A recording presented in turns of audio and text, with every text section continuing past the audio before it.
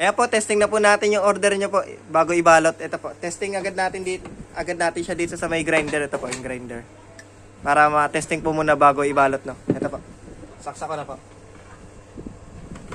Ay, nakabukas pa pala yung inverter. Ayan, bali yung ano niya, nakabukas na po agad yung inverter na yun. Pagkapatay yan, wala po kayo makikita dito. Pag binuhay nyo po yan, ayan, saka rin po yan mabubuhay, no. Tapos may ilaw yung inverter. Ayan po, kung mapapansin nyo, 0 watts kasi wala pa naka-load. Ito po, bubuksan natin yung grinder para makita nyo po na dyan siya gumagana na. Ito po. Ayan, tignan nyo na lang po yung watts. Ayan po, ano, mataas po. Maabot ng 280 watts. So, ano, malakas po. Ayan, magiging 0 ulit. Ayan.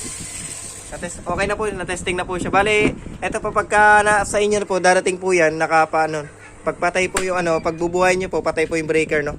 Ang una nyo pong bubuhayin, pag nakabit nyo na po yung battery terminal nya, ito po, may polarity po yan, positive, negative, yan po. May naka-drawing po yan, yan po, sa may kahoy. Una nyo pong bubuhayin yung breaker ng battery, no? Pagkabuhay nyo po yan, yan, pag nabuhay na po yan, saka nyo na po pwedeng buhayin nyo sa panel, no? Yan po, laging uunahin ito pong battery bago yung panel, no? Tapos yung, ano nya, pagkabuhay na po yan, huwag nyo na pong papatayin yung dalawang breaker, no? Pag nakaset na po yung sa bahay nyo, huwag nyo na pong papatayin yan. Ang lagi nyo na lang papatayin yung inverter at saka yung 12 volt slice niya, no? May pre po yan na 12 volt slice, dito po yung kinakabit, no?